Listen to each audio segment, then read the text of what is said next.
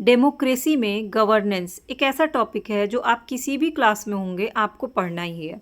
फ़र्क बस इतना होता है कि उसका लेवल जो है वो क्लास के अकॉर्डिंग स्टेप बाय स्टेप बढ़ता जाता है। जैसे इससे पहले भी मैंने डेमोक्रेसी की क्लास ली है, वो क्लास 4th और 5th के अकॉर्डिंग थी। अब आज जो डेमोक्रेसी और गवर्नेंस की क्लास है वो है क्लास 6 की। Hello students, welcome back to my class. आज है एसएसटी का टॉपिक है grass root democracy part 1 governance, जो कि एनसीईआरटी क्लास 6 को कवर करते हुए मैं लेने वाली हूँ। तो अगर आपके पास एनसीईआरटी है तो आप एनसीईआरटी भी खोल सकते हैं, और अगर आपके पास कोई भी एसएसटी की बुक है जिसमें डेमोक्रेसी टॉपिक दिया हुआ है तो आप उसको भी देख सकते हैं। दोनों में से कोई भी नहीं है तो आप इस वीडियो को ही पूरा देख लीजिए, आपको पूरी किताब दिख जाएगी। ठीक है, तो चलिए शुरू करते हैं। इस चैप्टर को पढ़ने का हमारा ऑब्जेक्ट क्या है, सबसे पहले वो जानना ज़रूरी होता है। 3 ऑर्गन्स ऑफ गवर्नमेंट हम जानेंगे, डेमोक्रेसी क्या है इसके बारे में जानेंगे, और 3 लेवल्स ऑफ गवर्नमेंट जानेंगे। इसमें सबसे इंपॉर्टेंट चीज़ है, मेरी कोशिश होती है कि चैप्टर के इन बिटवीन जो क्वेश्चंस होते हैं वो आपको मार्क कराते जाऊँ, और साथ ही चैप्टर के बाद जो क्वेश्चन आंसर होंगे वो मैं आपको राइट डाउन करवा दूँगी। इसीलिए क्लास को बिना स्किप किए पूरी ज़रूर देख लीजिएगा। In the previous chapter we have learned that human beings have been living in communities। हमें ये पता है कि जो हमारे इंसान हैं वो कम्युनिटीज़ में रहते हैं। कम्युनिटी क्या होती है? एक फैमिली, 2 फैमिली, 3 फैमिली, 4 फैमिली मिला करके सोसाइटी या कम्युनिटी बनाती है, इसी को बोलते हैं communities. Hence communities become a large collection of people with different background, social status, education and understanding. जो कम्युनिटीज़ होती है वो लोगों का कलेक्शन होता है, लार्ज मतलब बड़ी संख्या में, लेकिन उन सब के अलग अलग बैकग्राउंड्स होते हैं, अलग अलग सोशल स्टेटस होता है, अलग अलग एजुकेशन और अंडरस्टैंडिंग होती है। मीन्स जैसे आप जिस कॉलोनी में रह रहे होंगे वहाँ जितने लोग होंगे वो अलग अलग जगह से पढ़ाई करके आ रहे होंगे, अलग अलग जॉब प्रोफाइल के होंगे, डिफरेंट डिफरेंट उनकी लैंग्वेज होगी, लेकिन सब एक ही कॉलोनी में एक साथ रहते हैं। ये होती है कम्युनिटी। देयर में भी डिफरेंट ओपिनियंस एंड इशू, उनके हो सकता है सोच विचार और उनके मैटर्स जो है, इशू जो है, मुद्दे जो हैं वो अलग हों। It becomes imminent to arise occasion of disagreement and dispute. हो सकता है विचारों का जो कहते हैं ना मिलना नहीं हो, उससे कई बार डिस्प्यूट्स हो जाते हैं, वाद विवाद हो जाता है। समटाइम्स इट में ग्रो इनटू वायलेंस टू, कई बार वाद विवाद इतना बढ़ जाता है कि लड़ाई झगड़ा जो होता है वो क्या होता है, लड़ाई पीट हिंसा हो जाती है, मतलब फिजिकल हो जाता है। So there arise the need for some rules to maintain order and harmony in the society. इसीलिए कोई भी सोसाइटी हो या फैमिली ही हो, हर जगह का एक रूल होता है ताकि वायलेंस ना हो, डिसएग्रीमेंट्स ना हो, फाइटिंग ना हो, और सब कुछ स्मूथ चलता रहे। इसलिए रूल्स क्यों होते हैं? बहुत ज़रूरी होते हैं टू मेंटेन, रूल्स को मेंटेन करने के लिए और सोसाइटी में कहीं भी शांति रखने के लिए। Everywhere in our life we have some rules to manage. हमारी ज़िंदगी में हर स्टेप पे रूल्स है। For instance while driving a vehicle one require a driving license and also need to follow some rules along the roads. जैसे कोई drive करता है तो उसे ना सिर्फ उसके पास ड्राइविंग लाइसेंस होना चाहिए, इस रूल को फॉलो करना है, बल्कि जो ट्रैफिक रूल्स हैं कि लेफ्ट साइड चलना है, ट्रैफिक सिग्नल पे रुकना है, ये रूल भी उसको फॉलो करना है। There are some set rules of guidance to follow in schools, offices, shopping complex और even in our home and family. हर जगह एक सेट ऑफ रूल्स होता है। चाहे आप स्कूल जा रहे हो कि 8 बजे तक स्कूल पहुंच जाना है, 2 बजे स्कूल की छुट्टी होगी, इतने मिनट का एक पीरियड होगा, चाहे वो ऑफिस का रूल हो या फिर घर और फैमिली का हो, हर जगह एक बेसिक रूल जो होता है हर कोई फॉलो करता ही करता है। There are probably some rules in which may appear to be simple to follow and some hard. हालांकि कुछ रूल ऐसे होते हैं जिनको फॉलो करना आसान लगता है और कुछ जो होते हैं वो मुश्किल होता है। Rules are form based on the class, age, group, situation of people and vary from place to place. Rules किस पे डिपेंड करता है कि आप किस क्लास के हैं, किस उम्र के हैं, किस ग्रुप के हैं, किस सिचुएशन में हैं और किस जगह पे उसी अकॉर्डिंग रूल बनाया जाता है। तो जैसे अब मान लीजिए यहाँ पर विंटर नहीं है, लेकिन स्कूल में रूल बना दिया जाए कि आपको विंटर का ब्लेज़र पहन के आना है, तो ये तो गलत हो जाएगा। तो जब विंटर पड़ता है तो विंटर, बाकी जहाँ पे पूरे साल ठंड का मौसम रहता है वहाँ विंटर यूनिफॉर्म पूरे साल चलता है। तो रूल्स हर चीज़ के अकॉर्डिंग बनाया जाता है। Schools follow different set of rules for teachers and students. Corporate offices have different rule. Industries organization have offices follow different sets of rules. Members of organization or employees of the institution are committed to abide by the rules. जो भी उस organisation के सदस्य होते हैं, जो नौकरी कर रहे हैं, एम्प्लॉयज़ होते हैं, वो कमिटेड होते हैं वहाँ के नियम को फॉलो करने के लिए। It help to maintain a system for smooth management of organization. कोई भी ऑर्गेनाइजेशन बहुत ही शांतिपूर्वक अच्छे से तभी चल सकता है जब रूल्स के सिस्टम को फॉलो किया जाए। Simple rules may be flexible but not up to the level of creating chaos.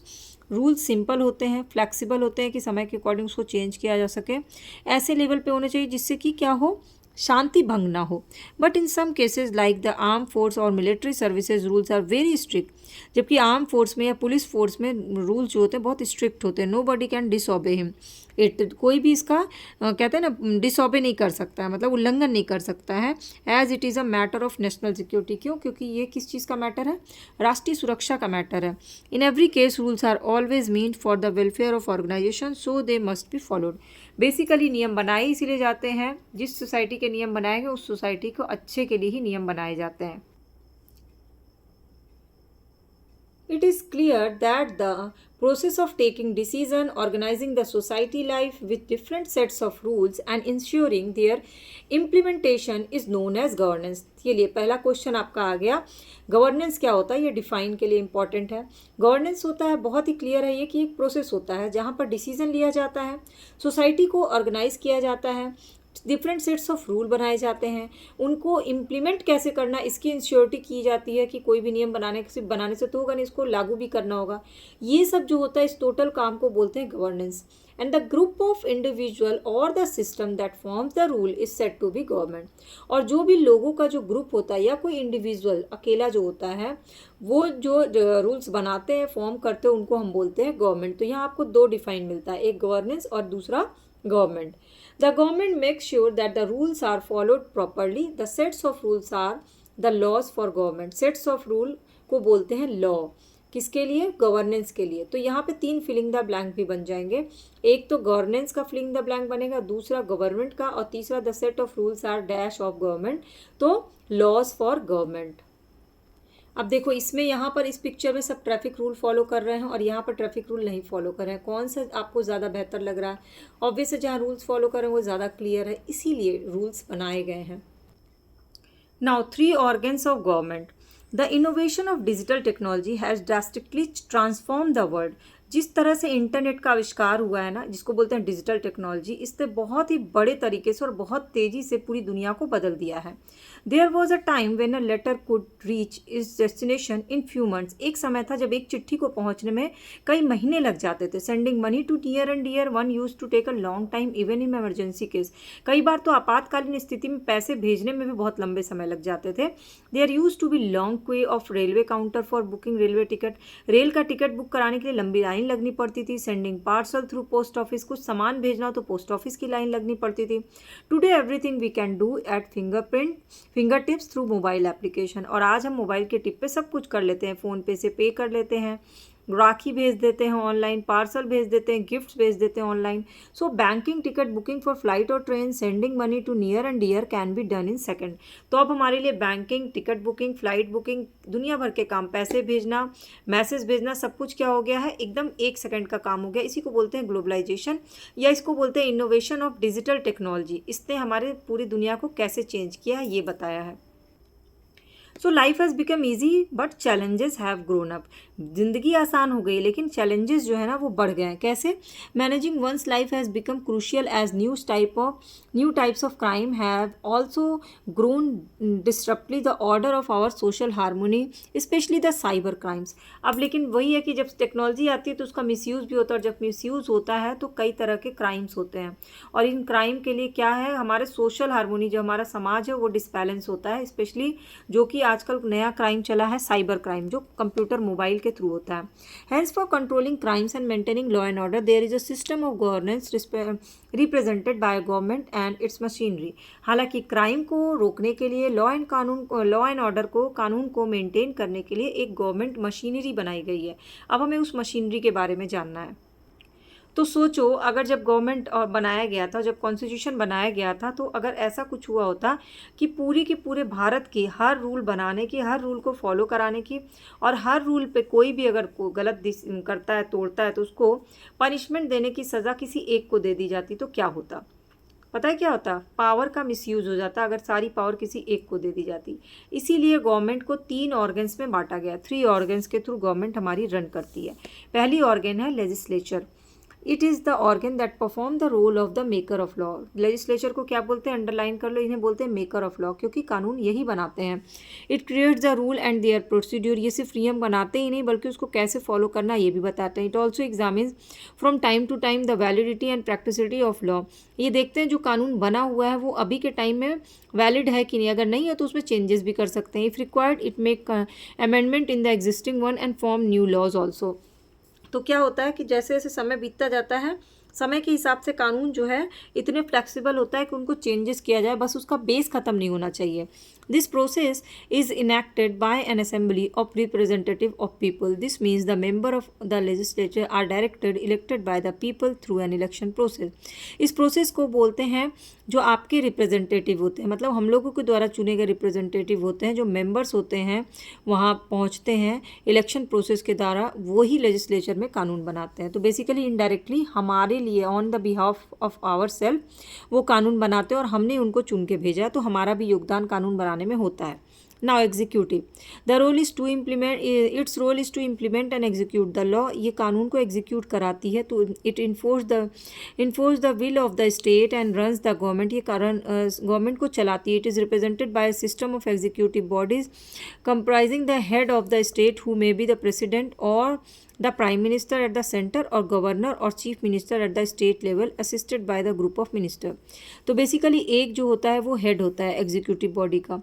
Central level पे वो होंगे हमारे प्रेसिडेंट और स्टेट लेवल पे होंगे हमारे गवर्नर। उनके उसमें फिर आते हैं हमारे प्राइम मिनिस्टर और स्टेट लेवल पे आएंगे चीफ मिनिस्टर, और उनके पास एक पूरी टीम होती है जो ग्रुप ऑफ मिनिस्टर्स होते हैं। For enforcing the law and order, there are several legal agencies like police, cyber cell, administrative authorities. अब इन काम को लॉ एंड ऑर्डर को लागू करने के लिए एग्जीक्यूटिव या मंत्री जो होते हैं, चीफ मिनिस्टर, प्राइम मिनिस्टर, ये लोग डायरेक्ट तो जाएंगे नहीं, तो इनके लिए क्या होते हैं, लीगल एजेंसीज होती है, जैसे कि पुलिस का काम है, साइबर सेल का काम है, एडमिनिस्ट्रेटिव अथॉरिटीज़ का काम है, ठीक है। तो इसके बाद आता है द जुडिशरी। जुडिशरी क्या होती है, it is the system of court, कई कोर्ट्स का पूरा सिस्टम जो है ना वो है judiciary. That interprets law, settle dispute and administration justice, जो देखती है कि कौन कानून तोड़ रहा है और कानून तोड़ने वालों पर जो भी लीगल डिस्प्यूट होता है उसका निपटारा करती है डिसीजन देके। It is considered to be the guardian and कोर्जियन of the custodian of the constitution. तो किसको बोला जाता है, गार्जियन और कस्टोडियन ऑफ कॉन्स्टिट्यूशन, ये एक इंपॉर्टेंट क्वेश्चन है, जुडिशरी को बोला जाता है। The judicial system include court of justice system working at different level, district, state, at the central level। Judicial system भी अलग अलग लेवल पे काम करता है, सेंट्रल लेवल, डिस्ट्रिक्ट लेवल पे अलग, स्टेट लेवल पे अलग और सेंट्रल लेवल पे अलग। Judiciary examine if law are broken और manipulated in any case and decide punishment for such violation. कोई भी कानून तोड़ने पे सजा देने का अधिकार किसको है, जुडिशरी को है। It also examines whether the decision taken by the executive are justified or not as per the legislature. It has power to annul unjustified decision and punish the concerned executive body। यहाँ तक कि ये अगर देखती है कि कोई executive department भी गलत काम कर रहा है, लॉ को तोड़ रहा है, तो ये उनको भी सजा देती है। तो जुडिशरी एकदम सेपरेट है, वो ऐसा नहीं कि एग्जीक्यूटिव के अंडर में काम करती है। जैसे लेजिस्लेचर एकदम सेपरेट है, लॉ बनाता है, एग्जीक्यूटिव सेपरेट है जो एग्जीक्यूट करता है लॉ को, लेकिन लेजिस्लेचर जो प्रोसेस बताता है उस अकॉर्डिंग काम करता है। और जुडिशरी एकदम ही सेपरेट है, इसलिए वो गार्जियन हमारे कॉन्स्टिट्यूशन का, क्योंकि कॉन्स्टिट्यूशन को तोड़ने मड़ोड़ने की कोई कोशिश ना करे, इसीलिए जुडिशरी बनाई गई है ताकि गलत करने वालों को जुडिशरी जो हो पनिश कर सके। The constitution require that these three organs work together in coordination and balance each other out to prevent any one branch of government from misusing its power। Constitution का मेन काम ये था कि इन organs को इसलिए बनाया ताकि ये आपस में ही कोऑर्डिनेट करके काम कर सकें, एक दूसरे के काम को बैलेंस कर सकें और ताकि पावर का मिसयूज़ ना हो, उसको रोका जा सके। In any good system of governance it is required to keep these organs separate. किसी भी अच्छे गवर्नमेंट की पहचान यही होती है कि इन ऑर्गन्स को एक दूसरे से अलग अलग रखा जाए, ना कि एक दूसरे के काम में ये इंटरफेयर करें। जैसे हर स्कूल में क्या होता है, प्रिंसिपल का अलग काम होता है डिपार्टमेंट, टीचर्स के अलग डिपार्टमेंट होते हैं, स्पोर्ट्स डिपार्टमेंट अलग है, अकाउंट डिपार्टमेंट अलग है, हर किसी का काम अलग अलग और कोई एक दूसरे के काम में इंटरफेयर नहीं करता है। दे interact with each other and work together। This separation is called the separation of power. तो बेसिकली जो ये थ्री ऑर्गन्स बनाए गए हैं, लेजिस्लेचर, एग्जीक्यूटिव और जुडिशरी, इनको बोलते हैं सेपरेशन ऑफ पावर। इसको मार्क कर लीजिएगा। This separation of power intent to provide a system of checks and balance. ये क्या करता है, जैसे चेस में चेक एंड बैलेंस होता है ना, वही काम करता है। Each organ of the government keep an eye and can check the activities of the other ones and restore the balance of something is going beyond the constitutional expectation. अगर constitution से अलग हटके कोई भी काम हो रहा है तो क्या करती है, जुडिशरी उसको देखती है और बैलेंस करती है। 3 लेवल ऑफ गवर्नमेंट। अब गवर्नमेंट के 3 लेवल कौन से हैं, तो ये ट्राइंगल आप देखो, यही है गवर्नमेंट के 3 लेवल। सबसे ये जो the system of governance comprises different level. In our system there are 3 level of government, central government at national level, state government state level, और लोकल गवर्नमेंट जो टाउन और विलेज में काम करती है। These level have their defined role based on their jurisdiction of the work। jurisdiction क्या होता है, जैसे स्कूल वालों का काम है स्कूल के एरिया तक ही काम करना, उसी तरह से ये गवर्नमेंट है, इनका अपना एक एरिया फिक्स है, उसी एरिया में इनको कोई भी रूल बनाने का, कोई भी चीज़ काम करने का अधिकार दिया गया, रिस्पॉन्सिबिलिटीज़ दी गई है।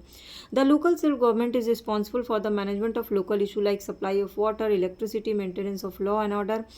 लोकल गवर्नमेंट का काम है अपने गांव, अपने ज़िले में, अपने टाउन में ये देखना कि वहाँ के लोगों को पानी मिल रहा है कि नहीं, बिजली मिल रहा है कि नहीं, लॉ एंड ऑर्डर सही से काम कर रहा है कि नहीं। But in case of severe crisis, लेकिन अगर कोई सीवियर क्राइसिस हो जाता है, जैसे कि अभी आसाम में क्या आया, बाढ़ आई है, like natural disaster, flood, cyclone, heavy rain, then local body is supported by the district administration. तो लोकल बॉडी को कौन सपोर्ट करेगा, डिस्ट्रिक्ट एडमिनिस्ट्रेशन।